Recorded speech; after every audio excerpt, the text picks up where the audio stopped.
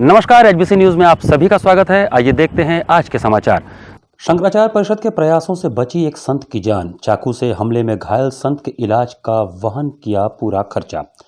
कहने को तो देश में हजारों स्वयंसेवी संगठन है, लेकिन जब वक्त आता है तो वह अपनी जिम्मेदारियों से बहानेबाजी कर कन्नी काट लेते हैं। इन सब से इतर देश में शंकराचार्य परिषद नाम से एक ऐसा भी संगठन काम कर रहा है जो न केवल देश को हिंदू राष्ट्र बनाने की बल्कि संतों की रक्षा करने में भी बढ़ चढ़कर हिस्सा ले रहा है। हाल ही में शंकराचार्य परिषद के प्रयास से एक संत की जान बच गई। सीतापुर में बड़ी संगत के प्रबंधक संत बजरंग मुनि उदासीन पर गत दिनों कुछ लोगों ने चाकू से हमला कर दिया था। मरणासन्न हालत में उन्हें ट्रॉमा सेंटर ले जाया गया था, जहां से हालत चिंताजनक होने के कारण उन्हें वेदांता हॉस्पिटल में भर्ती कराया गया। लेकिन धन अभाव व महंगा इलाज होने के कारण बजरंग मुनि उदासीन अपना इलाज कराने में पूरी तरह असमर्थ थे। ऐसी स्थिति आ गई थी कि इलाज के अभाव में उनकी जान कभी भी जा सकती थी। ऐसी स्थिति की जानकारी जब शंकराचार्य परिषद के राष्ट्रीय अध्यक्ष स्वामी आनंद स्वरूप जी महाराज को हुई तो वह घायल संत को देखने अस्पताल पहुंचे। उनका हालचाल लेने के साथ ही घायल संत के इलाज पर होने वाले पूरे खर्च की जिम्मेदारी शंकराचार्य परिषद के लेने की घोषणा कर दी। शंकराचार्य परिषद के प्रयास का नतीजा यह रहा कि घायल संत अब पूरी तरह स्वस्थ होने की स्थिति में है। उन्होंने इसके लिए शंकराचार्य परिषद को आभार व्यक्त किया है और कहा कि शंकराचार्य परिषद ही संतों की वास्तविक हितैषी है। मैं महंत बजरंग मुनि उदासीन, प्रबंधक, बड़ी संगत खैराबाद सीतापुर। मेरे ऊपर विधर्मियों द्वारा चाकुओं से जानलेवा हमला किया गया। मैं बहुत ही सीरियस अवस्था में रहा। मुझे ट्रॉमा सेंटर से मेदांता एडमिट किया गया, जहां मैं इलाज के लिए सक्षम नहीं था। लेकिन मां की कृपा से परम पूजनी मेरे लिए देवतुल्य स्वामी आनंद स्वरूप जी महाराज, अध्यक्ष शंकराचार्य परिषद, जिनसे मैं पूर्व परिचित नहीं था, जब उनको जानकारी हुई कि कोई संत मरणासन अवस्था में विवश रूप से मेदांता हॉस्पिटल में एडमिट है, तो वो वहां पर स्वयं आए और मुझसे मुलाकात की एवं मेरे इलाज के लिए संपूर्ण आर्थिक मदद की। मैं सभी से ये कहना चाहता हूं कि मैंने भगवान का प्रत्यक्ष स्वरूप तो नहीं देखा है, लेकिन अगर कोई मुझसे पूछे कि आप भगवान देखे हो आज के बाद, तो मैं यही कहूंगा कि स्वामी आनंद स्वरूप जी महाराज हैं। मैं महाराज जी के श्री चरणों में हजारों बार दंडवत प्रणाम करता हूं।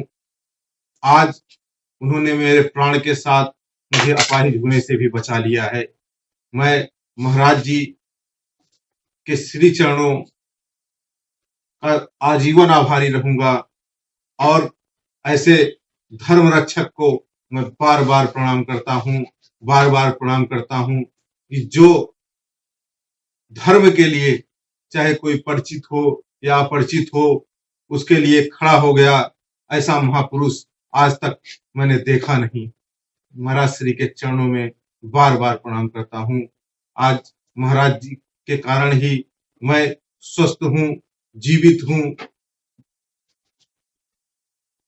जय श्री राम। दिव्यांगों के हौसला अफजाई के लिए वाराणसी के सिगरा स्टेडियम में दिव्यांग क्रिकेट का आयोजन किया गया। अब तक आपने सुना होगा क्रिकेट खिलाड़ी मैदान पर चौके छक्के लगाते हुए नजर आते हैं, लेकिन अब दिव्यांगजन भी व्हील चेयर पर बैठकर क्रिकेट ग्राउंड पर चौके छक्के लगाते हुए नजर आए। काशी में हुए इस अनूठे क्रिकेट प्रतियोगिता का शुभारंभ कन्नौज से सांसद सुब्रत पाठक ने किया, जबकि इस मौके पर यूपी डीसीए के सचिव समेत दिव्यांग विभाग के अधिकारी भी उपस्थित रहे। इस मौके पर खेलने आए खिलाड़ियों में अलग ही उत्साह देखने को मिल रहा था। इस मौके पर दिव्यांग खिलाड़ियों ने बताया कि व्हील चेयर पर बैठकर क्रिकेट खेलना हम सब दिव्यांग जनों के लिए एक ऐतिहासिक क्षण है। कार्यक्रम के शुभारंभ के बाद कन्नौज से सांसद ब्रिजेश पाठक ने बताया कि विकलांग जनों को दिव्यांग के रूप में पहचान दिलाने का सारा श्रेय प्रधानमंत्री मोदी को जाता है। अब मोदी के संसदीय क्षेत्र में इस तरह के क्रिकेट आयोजन से निश्चित तौर पर दिव्यांग जनों का मनोबल और आत्मविश्वास तेजी से ऊपर उठेगा। उसको लेकर यही कहना है मेरा कि यह वाराणसी में एक पहले तरह का मैच है जो व्हील चेयर पे होगा, जहां बैटिंग, बॉलिंग, फील्डिंग सब व्हील चेयर पे होगी। और हमारा प्रयास है कि आज का प्रयोग सफल होगा तो इसको राज्य स्तर पे, फिर अखिल भारतीय स्तर पर इसको हम आगे ले जाएंगे। उन दिव्यांगजनों के लिए क्या कहना चाहेंगे जो घर में बैठे हैं और अपने आप को हाँ, तो ऐसे ही जो यहाँ खेल रहे हैं उनको घर से निकाल कर उनके अंदर एक उत्साह भरकर और उनको मैदान में लाने का काम किया जा रहा है। कल्पना नहीं थी आज से यहाँ प्रधानमंत्री सांसद कभी कोई कल्पना कर सकता था कि दिव्यांग भी कभी वाराणसी के सिगरा स्टेडियम में खेल सकते हैं, लेकिन आदरणीय प्रधानमंत्री जी की प्रेरणा है कि आज दिव्यांग सिगरा स्टेडियम में खेल रहे हैं। ये हम लोग के लिए बड़े हर्ष की बात है कि आज सिगरा स्टेडियम में पहली बार व्हीलचेयर पे क्रिकेट प्रतियोगिता हो रही है और ये पूरे वाराणसी के लिए एक मैसेज है कि कोई भी दिव्यांग अगर उसके भीतर क्षमता है तो अपनी क्षमता के अनुसार वो आकर के यहाँ पे खेल सकता है। क्या कहना चाहेंगे राज्य सरकार और राज्य सरकार से मैं और केंद्र सरकार से निवेदन करूंगा कि दिव्यांगों को भी खेल में प्रोत्साहित किया जाए, आगे के लिए हम लोगों के लिए भी सशक्त योजनाएं बनाई जाए ताकि ज़्यादा से ज़्यादा दिव्यांग इसमें शामिल हो सके। उन दिव्यांगजनों के लिए क्या कहेंगे जो अपना मनोबल गिराकर खेलने बैठे उनके लिए क्या संदेश? मैं उनको आह्वान करूंगा कि वो सारे लोग बाहर निकले। हम लोग समय समय पे प्रतियोगिताएं आयोजित करते हैं, वो भी अपने भीतर जो क्षमता है उसको बाहर निकालें। हम लोग समय समय पे टीच करते हैं, सिखाते हैं कि सारे दिव्यांग साथी आकर के बेहतर से बेहतर प्रोग्राम में शामिल हो सकें।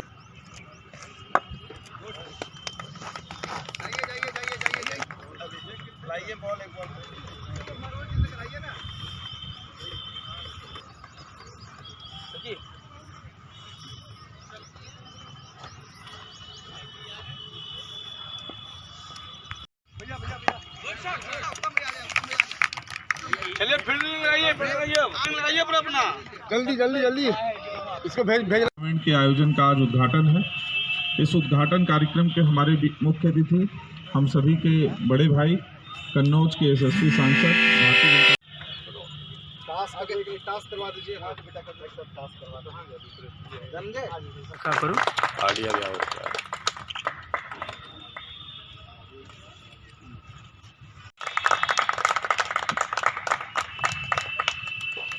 अब इसी क्रम में शिवपुर बाजार में विगत जनवरी माह से जल निगम की गंगा प्रदूषण नियंत्रण इकाई के अंतर्गत सीवरेज नेटवर्क का कार्य किया जा रहा है। इससे एल&टी कंपनी द्वारा मेनहोल बनाया जा रहा है, जिसके चलते राहगीरों को बहुत परेशानी का सामना करना पड़ रहा है। शिवपुर बाजार में विगत जनवरी माह से जल निगम की इकाई गंगा प्रदूषण नियंत्रण के अंतर्गत सीवरेज नेटवर्क का काम किया जा रहा है, जिसके अंतर्गत एल&टी कंपनी द्वारा मैनहोल बनाया जा रहा है। जनवरी माह से नॉर्मल स्कूल के समीप से रामलीला मैदान के बीच में करीब 10 जगह मैनहोल बनाने का कार्य चल रहा है। धीमी गति से कार्य करने के चलते जहां एक और राहगीरों को परेशानी झेलनी पड़ रही है, तो वहीं यहां के व्यापारी भी मंदी की मार झेल रहे हैं।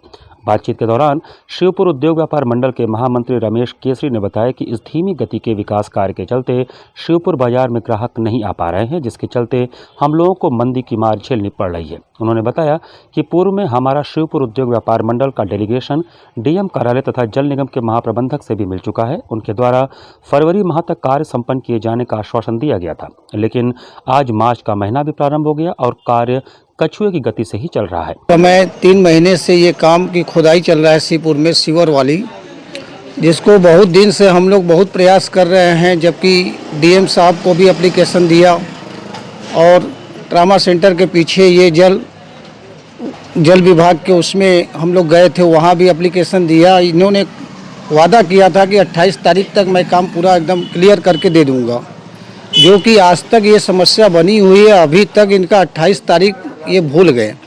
ठेकेदार से बहुत बार हम लोग प्रयास भी किए, अब वो कहते हैं कि अब हो जाएगा, पता नहीं है। जबकि यहाँ के बिजनेसमैन बहुत ठप में चल रहे हैं, एकदम बैठे बैठे सभी लोग अपने को आक्रोश एकदम घोषित कर रहे हैं। आगे अभी पूरा त्यौहार है, होली वगैरह ये सब है, अपना महाशिवरात्रि का 11 तारीख को है। इनको कार्य बहुत जल्द से जल्द करना चाहिए, मगर ठेकेदार अपने मनमानी कर रहा है यहाँ। वहीं शिवपुर उद्योग व्यापार मंडल के संरक्षक पुरुषोत्तम कुमार जालान ने बताया कि प्रशासन की उदासीनता के चलते संबंधित ठेकेदार मनमानी तरह से कार्य को संपादित कर रहे हैं, जिसका खामियाजा आम लोगों को उठाना पड़ रहा है। कोई भी काम प्रशासन के द्वारा किया जाता है शासन की नीतियों के अनुरूप होना चाहिए।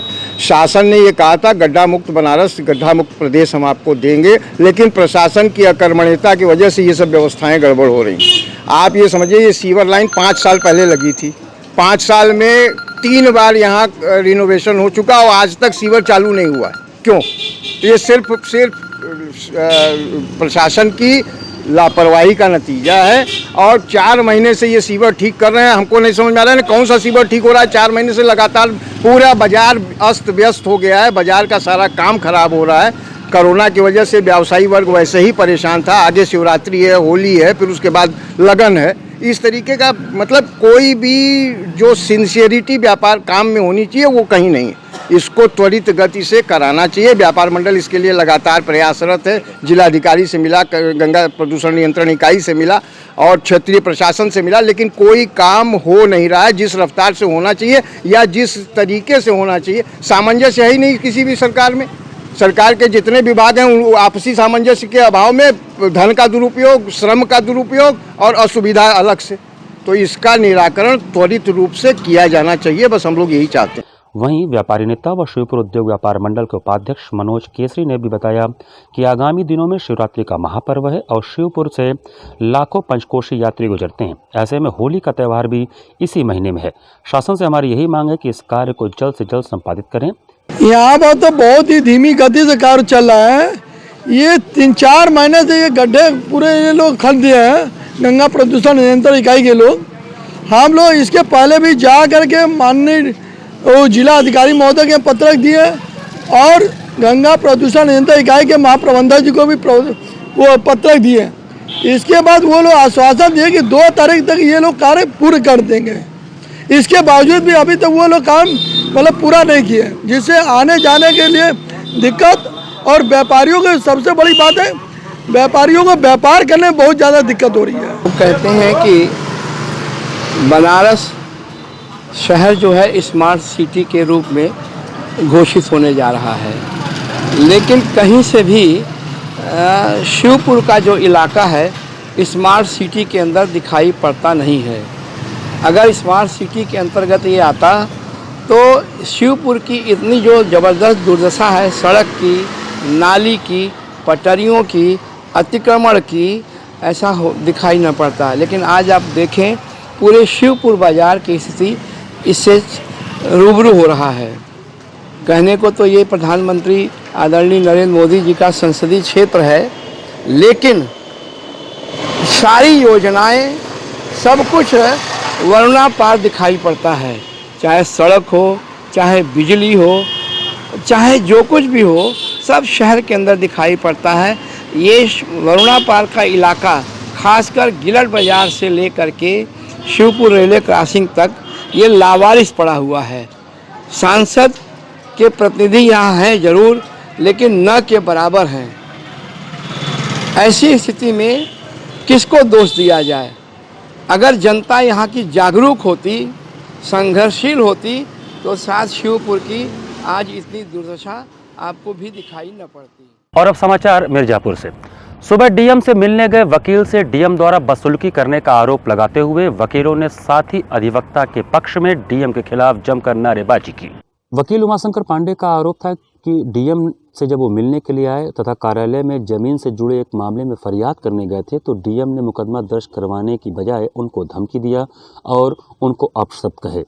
उनकी ये बात सुनकर जो साथी वकील थे वो डीएम के कार्यालय पहुंचे और उन्होंने डीएम के खिलाफ जमकर नारेबाजी की तथा अपने साथी अधिवक्ता के साथ हुए इस बदसलूकी के लिए डीएम साहब से माफी मांगने को कहा।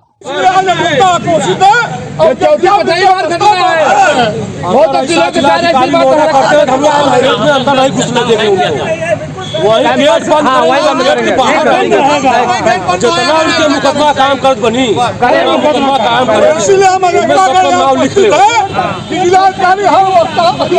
फोटो खींचे और उनके खिलाफ मुकदमा काम करे। और इनके खिलाफ हम लोग माननीय मुख्यमंत्री, राज्यपाल और मुख्य न्यायाधीश हाईकोर्ट को लिख के भेज रहे हैं। डीएम साहब को 40 गाँव के वकीलों के सीट पर से लेवा मुकदमा कायम करा हुआ है। हम चाह रहे थे इनके कारण में दम है। कल डीएम साहब को हम लोग अंदर घुसने नहीं देंगे, वही गेट पर रोकेंगे।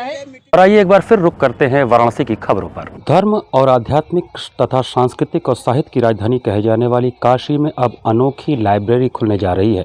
यह लाइब्रेरी बनारस ही नहीं बल्कि यूपी के लिए खासा आकर्षण का केंद्र होगा। यह लाइब्रेरी किसी विश्वविद्यालय, किसी स्कूल या फिर किसी हेरिटेज बिल्डिंग में नहीं, बल्कि गंगा की गोद में चलती फिरती लाइब्रेरी होगी। जी हाँ, वाराणसी जिला प्रशासन ने काशी और देश के साहित्य और संस्कृति को आने वाले पर्यटकों के सामने रखने के लिए गंगा नदी में नाव पर लाइब्रेरी खोलने की तैयारी कर दी है। जल्द ही पर्यटकों के लिए तैयार कर दी जाएगी। धर्म व अध्यात्म की नगरी काशी, जहां हर दिन हजारों की संख्या में पर्यटक और श्रद्धालु आते हैं, आने वाले पर्यटक और श्रद्धालु काशी के इतिहास, साहित्य और दर्शन को जानने के इच्छुक होते हैं, लेकिन अब उन्हें कहीं भटकने की जरूरत नहीं होगी। गंगा घाट पर ही ज्ञान का केंद्र पर्यटकों के लिए खोला जा रहा है, जिसे वह किताबों के जरिए हासिल कर पाएंगे, वह भी बड़े आसानी से। इसी को योजना बनाते हुए जिला प्रशासन गंगा नदी में चलने वाले बजड़े यानी कि एक बड़े नाव पर लाइब्रेरी खोलने जा रही है। यह लाइब्रेरी गंगा घाटों के किनारे खड़ी रहेगी, जो प्रत्येक दिन घाट किनारे अपना स्थान भी चेंज करेगी, यानी कि ये लाइब्रेरी चलती फिरती लाइब्रेरी होगी। हर बनारस में दिनों दिन हम लोग कुछ न कुछ नया ऐड कर रहे हैं। उसी में एक चीज़ का प्लान ये हो रहा है कि बनारस में काफ़ी लोग एक लेजर टूरिज्म के लिए आते हैं, जो लोग केवल महीनों यहाँ पे रहते हैं और चाहे तो घाट पे अपना स्पिरिचुअल मेडिटेशन करते हैं या पढ़ते हैं। हम लोग उसको और एक स्टेप आगे ले जाते हुए, क्योंकि गंगा यहाँ का एक समझ लीजिए यहाँ की दिल है, तो उसमें लोग ज़्यादा से ज़्यादा समय व्यतीत करना चाहते हैं। तो बोटिंग एक ऐसा अनुभव है जो आदमी लोग ज़्यादा से ज़्यादा उसको अनुभव करना चाहता है।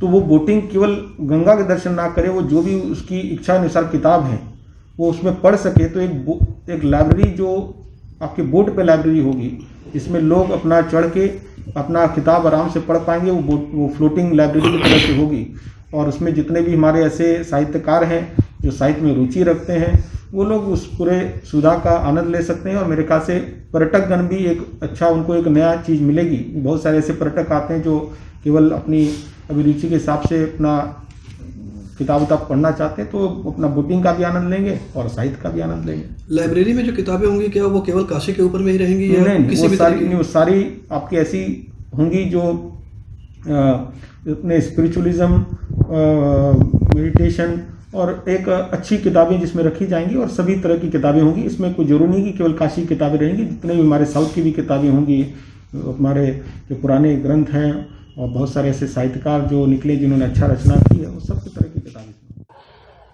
काशी के धर्म और अध्यात्म के साथ साथ काशी के साहित्य और देश के भी महान लेखकों, साहित्यकारों के द्वारा लिखी गई किताब इस लाइब्रेरी में होगी। मुंशी प्रेमचंद से लेकर जयशंकर तक, रामचंद्र शुक्ल से लेकर काशीनाथ सिंह तक तमाम साहित्यकारों की किताब भी इस अनोखी लाइब्रेरी में होंगे, जो आने वाले पर्यटक बजट में बैठकर या फिर गंगा घाट किनारे सीढ़ियों पर बैठकर इन किताबों के जरिए देश की साहित्य और संस्कृति के बारे में बड़े ही आसानी से पढ़ सकेंगे।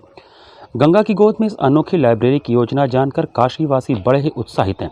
काशी धर्म के साथ साथ साहित्य की नगरी कही जाती है, जहां बड़े बड़े साहित्यकारों ने देश दुनिया में अपनी लेखनी से अपना छाप छोड़ा है।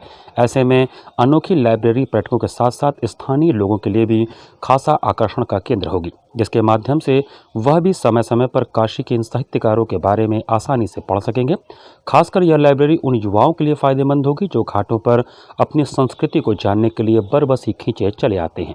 ये बहुत ही नेक पहल है, क्योंकि माँ गंगा का तट, जहाँ पे आपको एक अलग ऊर्जा मिलता है, और सबसे बड़ी बात है कि गंगा माँ को आप देखते रहिए तो आपको एक अलग तरह की शांति का अनुभव होगा। तो यहाँ कंसंट्रेशन भी बहुत अच्छा बनेगा, और चलती हुई लाइब्रेरी हो तो क्या पूछने की बात है। आप जो कुछ भी पढ़ेंगे वो आत्मसात भी होगा, और माँ गंगा का दर्शन भी करते रहेंगे, काशी का दर्शन करते रहेंगे, और साथ साथ वैसे आध्यात्मिक ज्ञान की प्राप्ति करेंगे, क्योंकि काशी जो नगरी है वो ज्ञान की नगरी है, संगीत की नगरी है, साहित्य की नगरी है। यानी कितने बड़े बड़े संत तुलसी दास, प्रेमचंद, प्रसाद, ये उनकी धरती है, महा साधकों की धरती है। ऐसा हमारा काशी क्षेत्र बहुत ही ये अच्छा पहल है पर्यटन के क्षेत्र में। ये नए आने वाले जो हमारे पर्यटक लोग हैं उनके लिए जो सुविधा दी जा रही है, जो नया सोच है, इसके लिए हम सरकार को भी बहुत बहुत धन्यवाद करते हैं। इसी के साथ एचबीसी न्यूज़ का यह संस्करण में समाप्त करते हैं। मुझे दीजिए आज्ञा।